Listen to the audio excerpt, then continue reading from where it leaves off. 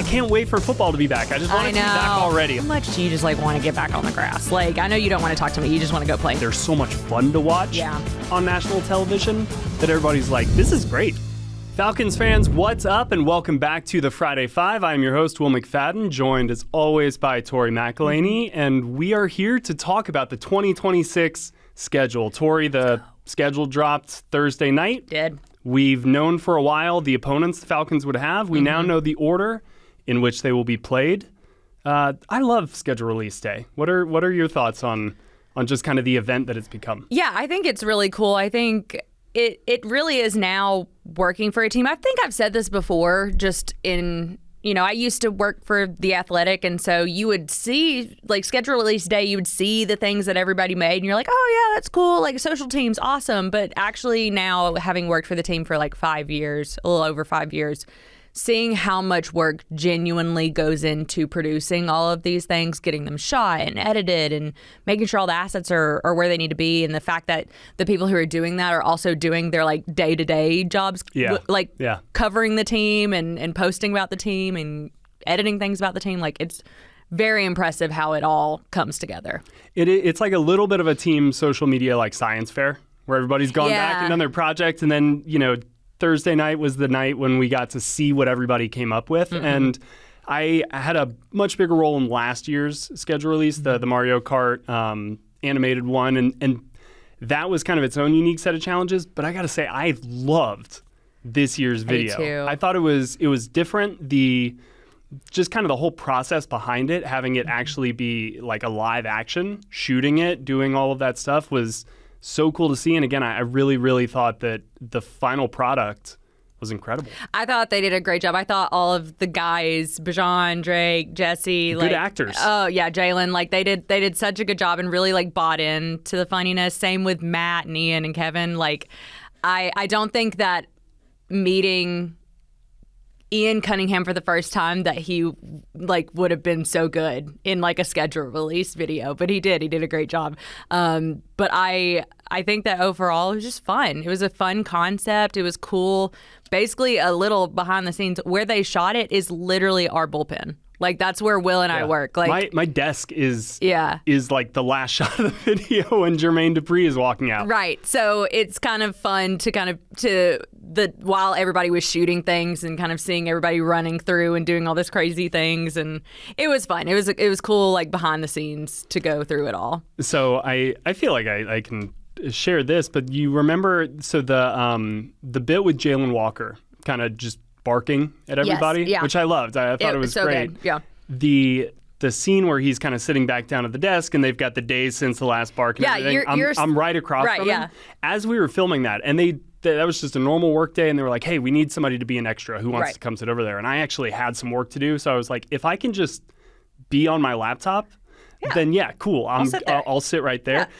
And I kind of got lost in that work that I was doing as they started to roll, partially because I was just nervous. I was like, I don't want to mess anything up, so I'm really just going to try to... I look very focused. You do.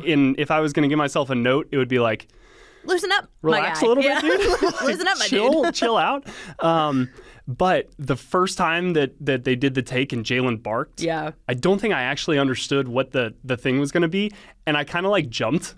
Oh, that's funny. So I don't think they included that, or they added a nice little edit cut, but I was just it legitimately scared me because Jalen is a full-grown man who barks as loud as anybody I've ever heard. Yeah. So that was kind of an interesting behind the scenes, just as they were recording it. But did you have any particular favorite clip from the video? I think the one that got me on first watch through was the Drake reception one. Me too. That was the best. That was so funny. That one was so funny to me, and knowing he's like, woo, that's 10 calls already today. Right. It was so funny. I thought that the Matt Ryan at the ice machine. That's a good one. Ian Cunningham coming over Matty Ice, that was funny. Honestly, all of Matt's were really good. He was good. Matt, you can tell he's got the media kind of training background a little bit. Yeah, he gets it. And then the coolest one I thought that was the Bajan one of him juking people down the hallway. Mm-hmm. That one's a fun one too. I liked the nod to the roof cam. Yes. Where he just kept taking his phone and putting. I was like, good. It's actually not the worst idea in the world. No. Like if he needs some clips for his own social. Mm-hmm. Yeah. Mm-hmm. iPhone cameras are pretty good these days. They are. Obviously, it was inspired by the This Is SportsCenter commercials, yes. which were iconic and a big part, I think, of like both of our childhoods just growing up. Did you have a favorite This Is SportsCenter clip from back in the day? It was the Peyton and Eli Manning one. Oh, where they keep kicking each other down the hall? Yeah, that one's probably like a later iteration of This Is SportsCenter, but like I thought that one was so funny. I always think that the Manning brothers are very funny. I think they're very, like, they have such a good wit and a good timing in their humor, and I thought that one was particular. That's the one that anytime I think about This Is SportsCenter, that's the one that comes to my brain. Yeah, that's a great one. There are a lot that come to my mind. I love the one with Chad Ochocinco or Johnson. I don't know where he stands on that at this point in time. So we'll cover all of our bases. Right, yeah. Chad Ochocinco / Johnson. Yep.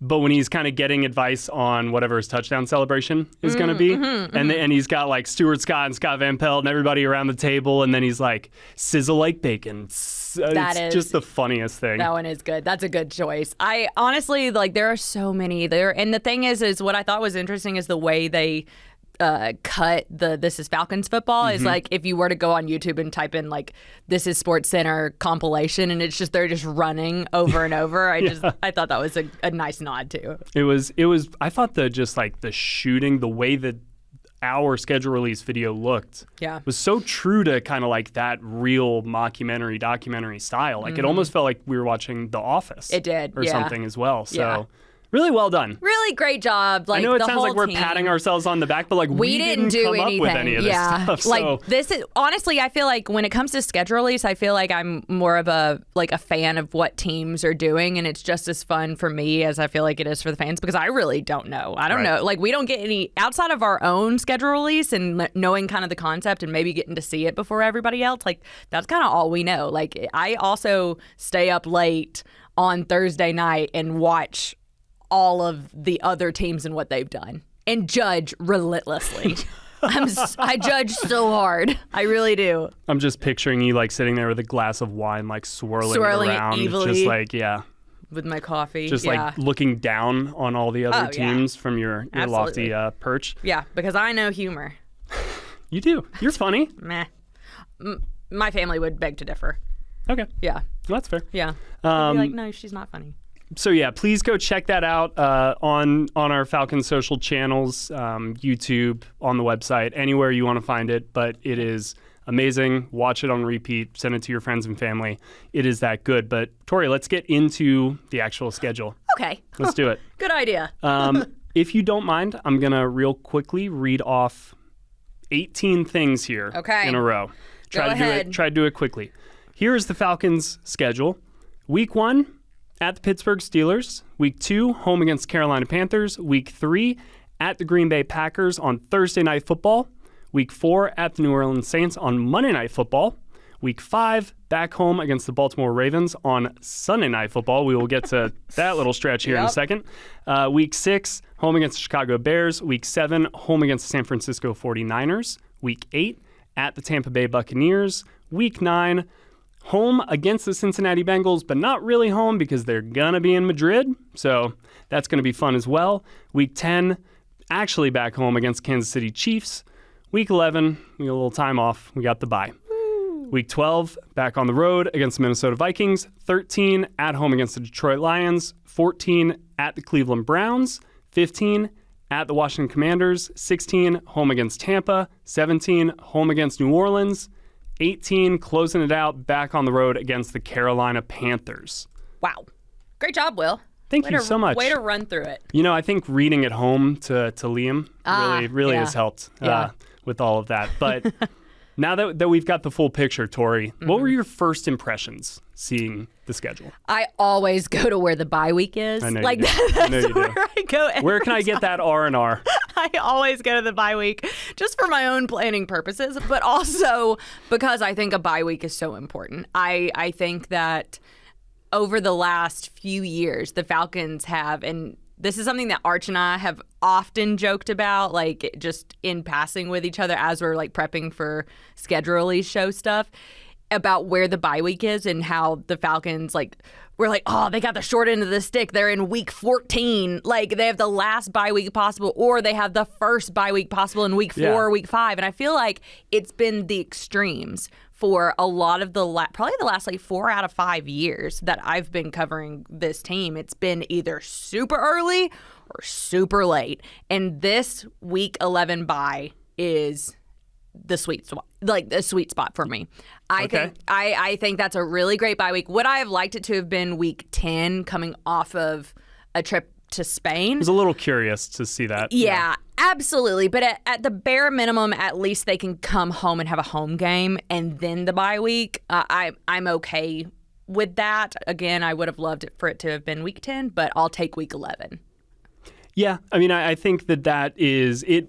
It did catch my eye when I was like, oh, okay, it's probably going to be after that Madrid game. Like, in the back of my mind, when we found out on, what day was Tuesday that Madrid game was going to be week 9, I was like, perfect. All right, so week 10 maybe for the bye week, because we know that's what the NFL likes to do. But curiously, the Falcons weren't part of that last year. Right. They aren't part of that again this year, where it's the bye week after the international game. But week 11 is still, somewhat in the thick of the schedule. Yeah. And you will have time then I'm always a big fan of, and we know teams do this, use that bye week to kind of get under the hood, figure out what you've done well, what isn't working, make any adjustments due to injury, things like that. Yep. So when you then have a final 7-game stretch, that is going to be very important for Atlanta. And we'll get to that, to the reasons why here in a second. Like, I like having that bye to retool for that stretch run. I completely agree, and I don't want to jump the gun on it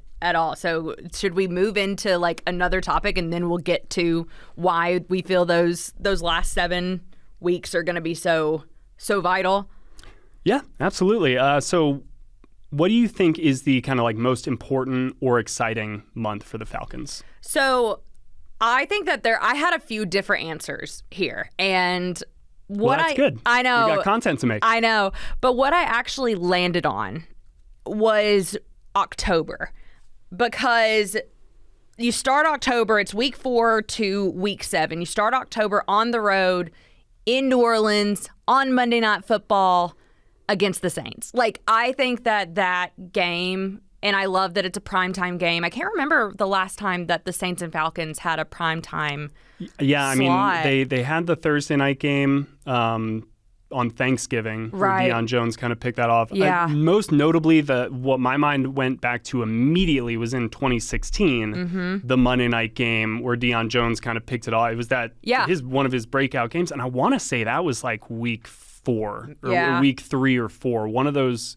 Couldn't have been week 3 because I think that was Carolina. But yeah, it's an been a early while. season matchup in the Superdome, which used to feel so commonplace in the Matt Ryan, Drew Brees era. Yeah, exactly. And I think so that's why I love that game for kind of just the historical purposes of it, and kind of having a resurgence in the rivalry you hope of like kind of reaching more national fans of football, that hey, this is actually a huge rivalry and here's why. And it being on a primetime slot on Monday Night Football, I think is really great. Nostalgia is in right now, right? We got the Devil Wears Prada 2 out. We got everybody this is Sports Center just wanting to feel good looking back, and so why not bring back one of the best rivalries in football? Let's reignite it. Exactly. So you start off October with that, and I think that's a great start. But then you come home the next week and you host the Ravens on Sunday Night Football, which I think is like another really good. It's the one primetime game that we know of right now. The other things could get flexed later on down the line, but as of right now, that will be the only primetime game in Mercedes-Benz Stadium. So I imagine that could potentially be a throwback game, like with the Baltimore Ravens. I like the idea of doing that. I don't know that at all. What are their throwbacks? I don't know. I haven't. Well, they got new uniforms this year, like we did. That's true. So I don't. But even if they were wearing, let's say, like they're all whites. Yeah. That's a clean matchup. That is. If you got all whites and then the on Falcons Sunday Night black Football, throwbacks. Ooh, that would be good. Okay, yeah. So I love that matchup. And then you have 2 more home games after that. You host the Bears and you host the 49ers, which are 2 playoff contenders in this league right now. And I think if I'm a fan and I'm thinking about games that I would want to go to, like the month of October has 4 really solid games that I'm like, especially for those of us in Atlanta that could go to 3 of those, you're at home 3 of the 4 weeks. Like, I think that's a pretty cool month for storylines and kind of, you hope to get some wins. You're playing in 2 primetime games in October. Like, I like it. That would be my pick. Well, like how much I hate to agree with you. So I was trying my hardest to just find, all right, what's another stretch in the schedule, another month, so that I don't, but you're absolutely right. I mean, I could say the end of it, but it kind of bleeds over from December into January. That's the thing, is there's no clean 4-game stretch in a single month that is as perfect as kind of those 4 games. And they're coming right. We always talk about how the first month of the season is a little bit fool's goldy because teams are still figuring out who they are. For sure. So when September turns and we get into October, that is when I think Atlanta has to hit the ground running. Yes. And should be able to, because by that point you've got 3 games under your belt and you've kind of ironed everything out a little bit. Exactly. So that's why October, if I'm circling the month of the season for hopefully some of the most exciting games, it would be right in there. So we know that's kind of like your favorite stretch. Yeah.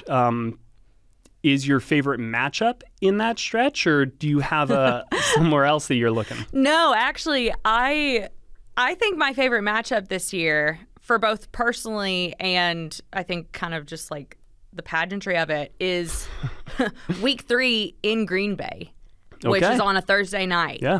I'm picking the other primetime game, the first one, because one, I've never been to Lambeau. I think that it would be really cool if that was also a throwback game. Like, Falcons wearing their throwbacks in Lambeau.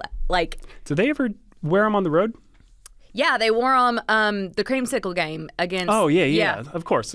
So that would be super cool. Like, one of the first games I ever covered, like when I got the Falcons job for The Athletic, was a Green Bay game. Like, it was, I don't know. I think that I love the history of the Green Bay Packers, and I think that game early on, you have 2 games under your belt, you're going into enemy territory, like you have a chance to kind of, the Packers are another playoff caliber team. If you can go into their historic field at the end of September and put a dub up on Thursday Night Football in a primetime slot, and then go into kind of a mini bye afterwards, like, I think that game could be a really good, like, boost of confidence for a team that's at that point in time and at the end of September working out the kinks, figuring out what works for them. Well, and even if you consider kind of the most recent seasons for Atlanta, I feel like they have had that kind of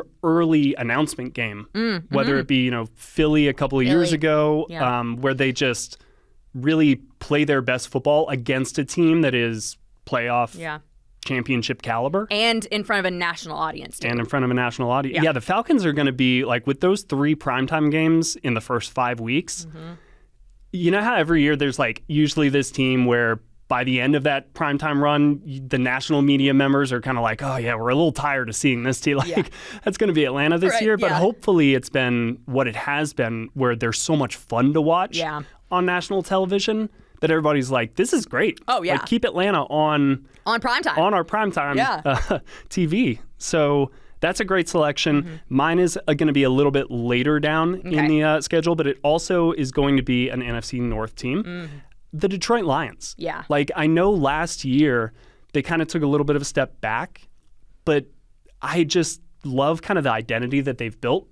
And I think when you have a headline matchup like Jahmyr Gibbs and Bijan Robinson, there's just going to be so much to talk about in that game. You've got Amon-Ra St. Brown, Drake London. Like, there's a lot of parallels, I think, between the two sides. The safety play over there with Kirby Joseph, Brian Branch, like what we've got, Xavier Watts, Jesse Bates. Like, there's so much just fun, exciting football stuff to dig into with that. And when you factor in that that's coming in week 13 after the bye week in kind of that stretch run for Atlanta, there really could be playoff implications on the line, like seeding implications if things are going well for both teams.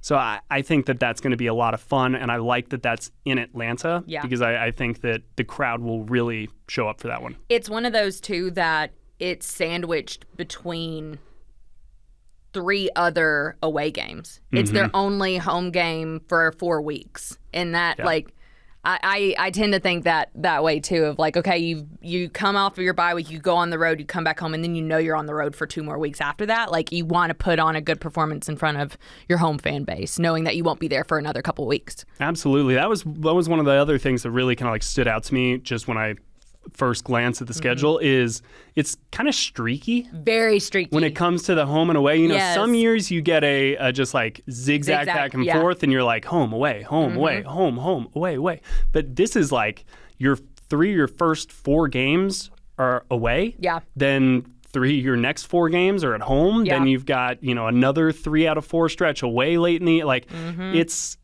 they better have their luggage ready and pack it and be on the road for a little bit. So they're going to have kind of a road warrior mentality, I think, this year. But that having a game like Detroit sandwiched in the middle is only going to, I think, emphasize that, because people are going to be starved for some Mercedes-Benz Stadium. There you go, yeah. All right, so what is the most exciting matchup that you have?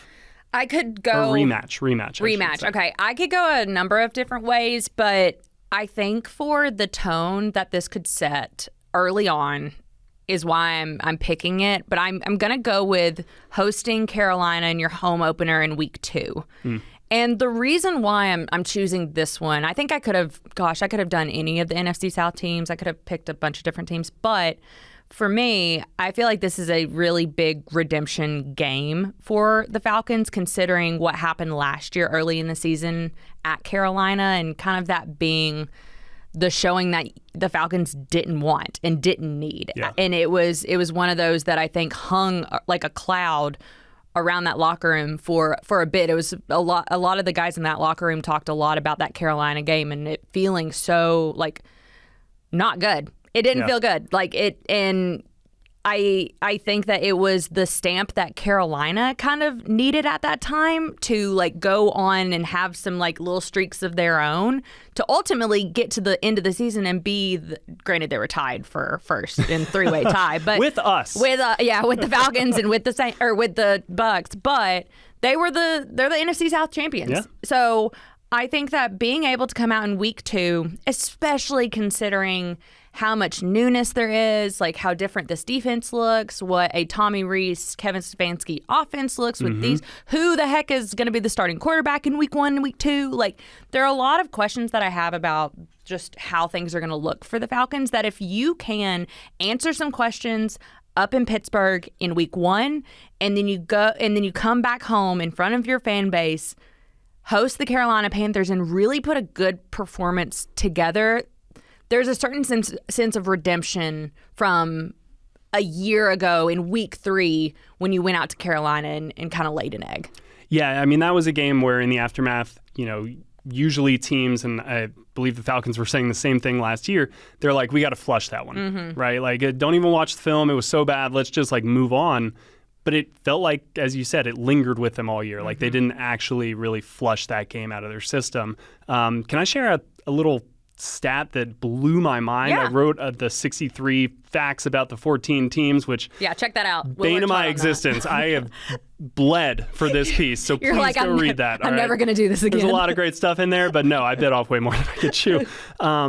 Bryce Young is 14-31 in his career as a starter, if you count last year's playoff game, in which they almost beat the Rams. Like, that was a really compelling game. Well, they beat them earlier in the year. Right, yeah. So that one of his 14 wins, 12 of those 14 wins have been on game-winning drives.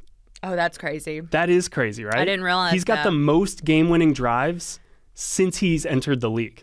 Bryce wow. Young. Fascinating. Yeah. And a lot of those wins came at the expense of the Falcons. Because everybody always says he plays out of his mind against Atlanta, which I think is kind of true if you go back and look at it. He seems to ball out a little bit against the Dirty Birds. So that's a great selection for the most exciting rematch. I think it's one of the most tone-setting rematches. Agreed. For sure, especially given that it falls in week 2.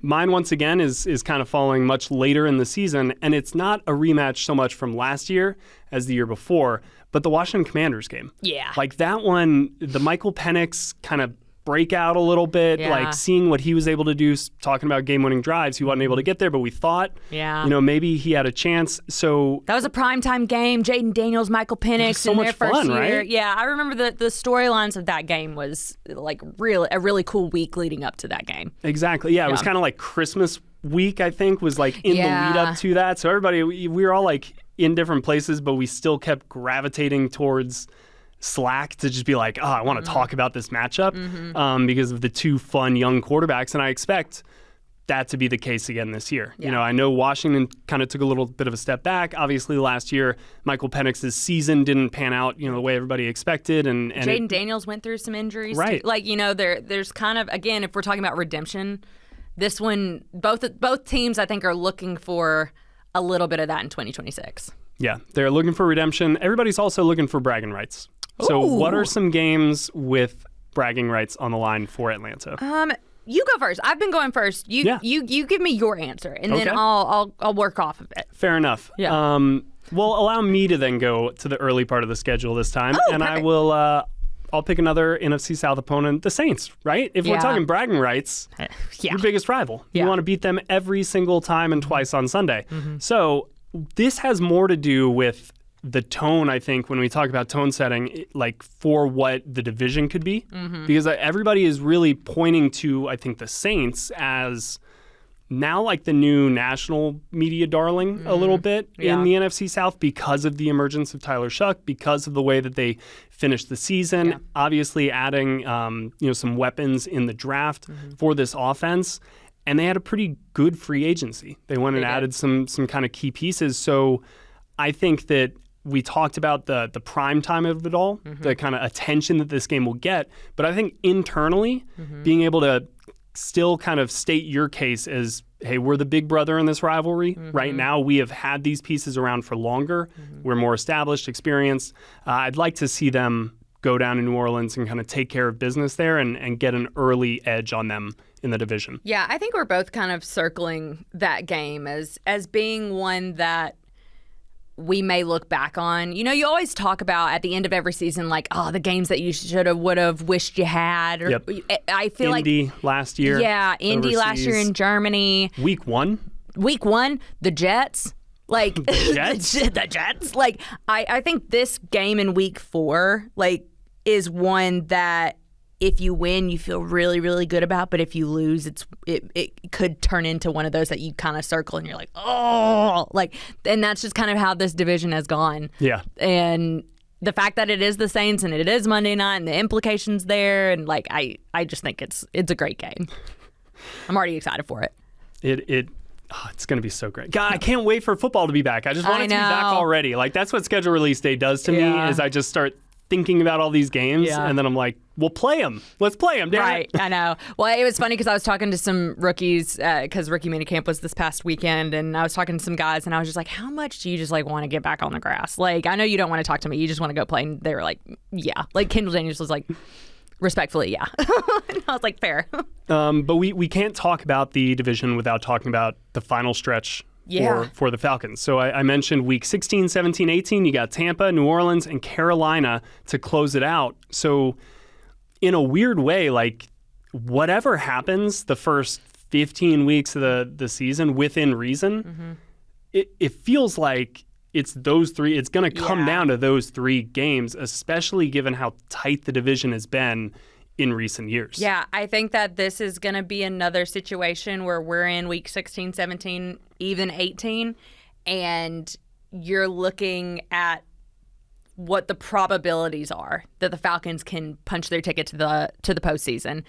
I think this is going to continue to be that's going to be the theme of the final 3 weeks of the season, and I think that's great because I think that's what the NFL wants, is that they want people tuned in all the way through week 18. Like they want implications to be on the line late in the season. They don't want people tuning out like in the new year. So I think for that reason, like it makes sense why the NFL has gone towards this idea of scheduling division games super late in the season.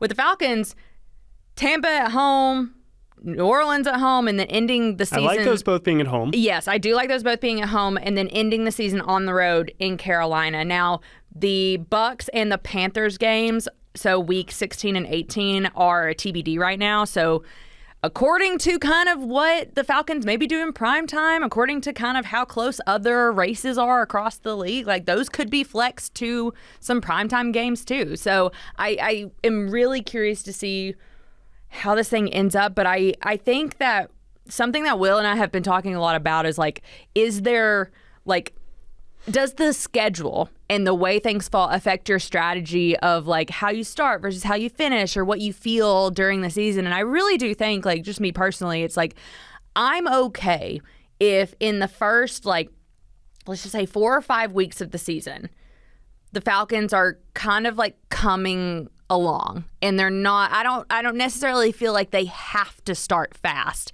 Because I don't think that if you start fast and then taper off like that, I don't think that is conducive to your postseason hopes because of the fact that you have all 3 other NFC South opponents in week 16 through 18. I would rather see the Falcons kind of do what they need to do in the first month of the season. If it means starting out slow, that's okay. If you can finish coming out of the bye in week 11, weeks 12 through 18, and you finish really strong and really on a good note, I absolutely think that is the hope. Absolutely. Yeah. I mean, some schedules you look at and it's like, all right, this year you got to start fast. Yeah. Some schedules you look at it and you're like, oh man, like the bulk of the schedule in the middle, that's really where you need to be making your bread and butter. And I feel like last year, maybe that was the case a little bit when we initially looked at it. Yeah. Turned out not to be the case because that's a crazy thing about when you just look at a schedule on paper and then when you actually get to be playing these games in the fall. Why I hate schedule like predictions and like I hate game predictions at this time. Right. We no longer go through and be like, all right, win, loss, win, loss. Because it's like, okay, nobody sees any of these teams coming out of nowhere. Who's to say the Cleveland Browns aren't going to be like 14-0 going into that matchup? I would be a little surprised, but yeah, anything is possible here. So you're right. When we look at this, there's no doubt that you've got to be kind of firing on all cylinders, not only because you've got 3 division games to end it off, but you've got the Vikings, the Lions, the Commanders. When we look at the NFC race, those are 3 teams that conceivably are going to be right there in the mix. Yeah. So yeah, I think that is why, again, I go back to that week 11 bye. I don't mind it. Yeah. I really don't. Now, because we just hopped right on the mics after seeing the schedule and wanted to get this hot and fresh for y'all, I don't yet know what Tampa, New Orleans, Carolina's schedules look like. It'll be really fascinating to see if they also, if this is a round robin to end the season, or as sometimes is the case, Tampa's division games may be peppered all throughout. Yeah. That may be the only division game they have in the final 4 games of the season. Right. Carolina may only have Atlanta in week 18, and all their games are in the front. So, like, that's going to be an interesting element, too, to see if all of the division races are going to kind of come down to these final 3 games, or if Atlanta will have the chance to, like, do a racehorse Kentucky Derby. Oh, they're going around the outside. And then, golden tempo. Yeah, and just like sneak it out and at the very end of the race. So yeah, there's so much intrigue with the final part of the schedule. I agree. All right. So where do we want to wrap things up here, Tori? I don't know. I think go buy tickets. Like, that's what schedule release is for. You now can go buy tickets at atlantafalcons.com/ticks. So always the saleswoman. I mean, I try. I could never actually be a salesperson. Shout out to those people. I don't think I have the patience for it. But yeah, go buy tickets. I really think that there are some really cool storylines and matchups and key dates to look at as you're looking at this schedule, but let us know what you think about the schedule too. If you could only go to one home game, I know we'll be covering all of them, but if you could only go to one game on this schedule, what do you think that game would be? I think it would probably be Baltimore on Sunday night, October 11th, week 5.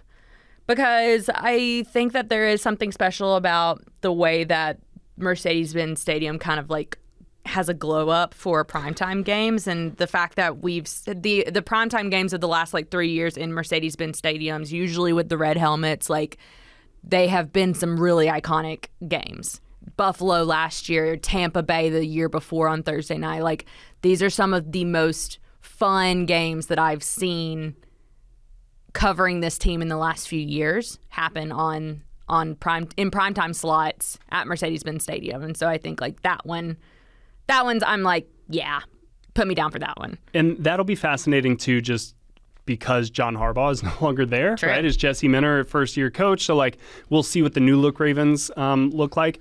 Another team with a new head coach week 1. I want to just briefly, before we get out of here, talk about that season opener in Pittsburgh. I don't hate it that that's in week 1 for 2 reasons. You got Mike McCarthy in there now. Yep. So you got to kind of figure out what is this new identity going to be. Maybe the Steelers are still finding their footing. And secondly, because as of right now, we don't yet know what their quarterback situation is going to look like. Yeah. You know, Aaron Rodgers is, I think a lot of people expect him to come back, but it's still up in the air. And the longer that it takes, the less time that offense and group maybe has to gel together. Yeah. I mean, the quarterback implications for both Pittsburgh and Atlanta going into week 1, that's the storyline. That is what's going to be dominating the headlines going into the first week of the season, is what's happening at quarterback for both the Steelers and the Falcons. What is happening at quarterback, and we will be covering all of that throughout the summer, throughout training camp, all of that good stuff. But that is what the 2026 schedule looks like for the Atlanta Falcons. Thank you so much for watching, listening. Check us out on YouTube. Send the links to your friends. Let them know that we've got awesome Falcons coverage on the podcast network. So for Tori McElhaney, I am Will McFadden. Go watch the schedule release video 100,000 more times. Send it to everybody you know. Right, yeah. But appreciate you all, and we will catch you next time.